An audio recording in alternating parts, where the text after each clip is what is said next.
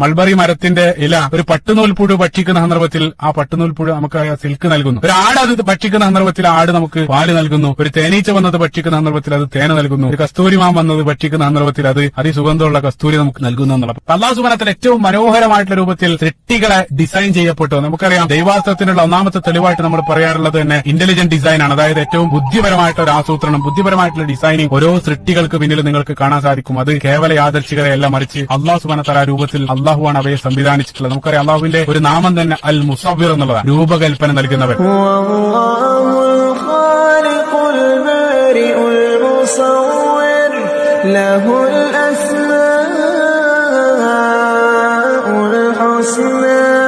يسبح له ما في السماوات والأرض وهو العزيز الحكيم